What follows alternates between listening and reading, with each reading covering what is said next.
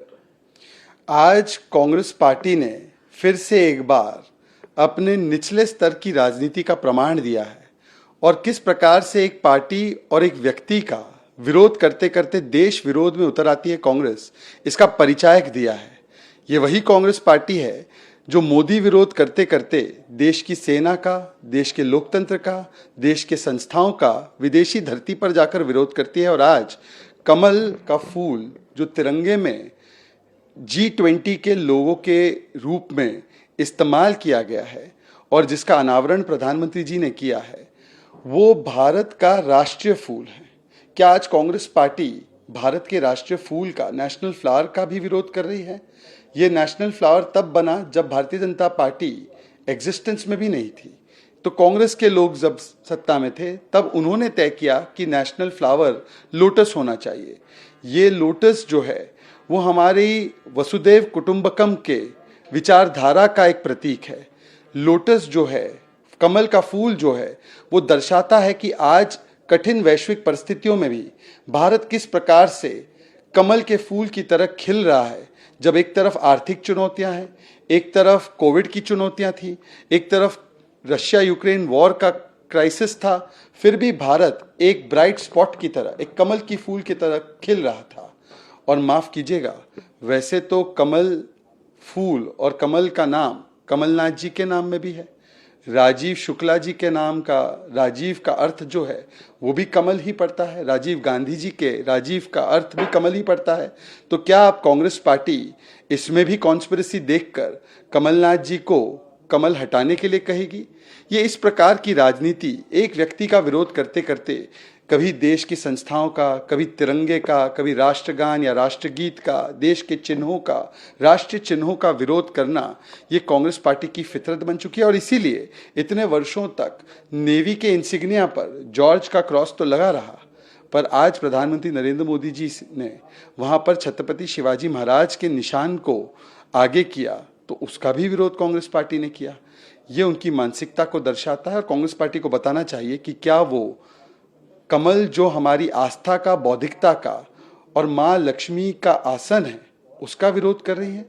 Indonesia में जो G20 का लोगो उनकी प्रेसिडेंसी के दौरान अनवील किया गया है, उसमें हिंदू बौद्ध संस्कृति की झलक दिखती है। इंडोनेशिया मुस्लिम बाहुल देश है, परंतु उन्होंने उसका विरोध नहीं किया। यहाँ पर कांग्रेस पार्टी माँ लक्ष्मी के आसन का, हमारे आस्था के प्रतीक का, हमारे हेरिटेज का विरोध कर रही है। ये दिखाता है उनकी मानसिकता।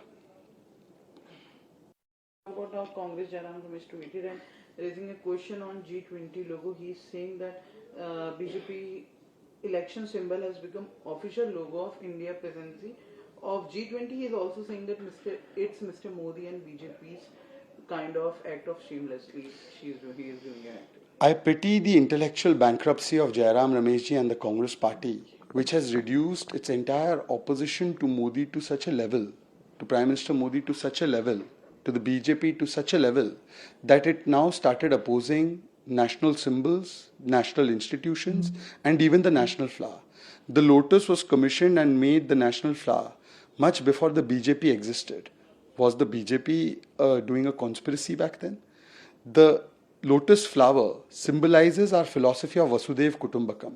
It symbolizes a glimmer of hope that India represents in the global order, which is filled with darkness of economic uncertainty, of diplomatic uncertainty over the Russia-Ukraine crisis, of COVID and the uncertainties related to COVID. But India has been blooming like a lotus. And this lotus symbolizes our intellectual strength, our astha, our bodhikta.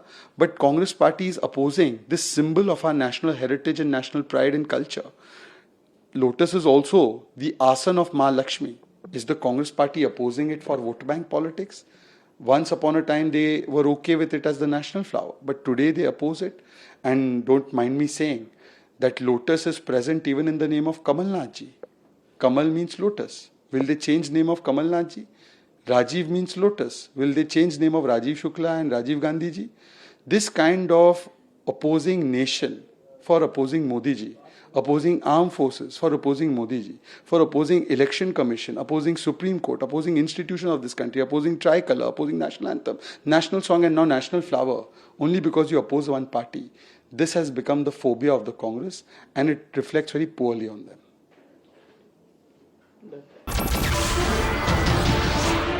नमस्कार, मैं हूं मानक गुप्ता।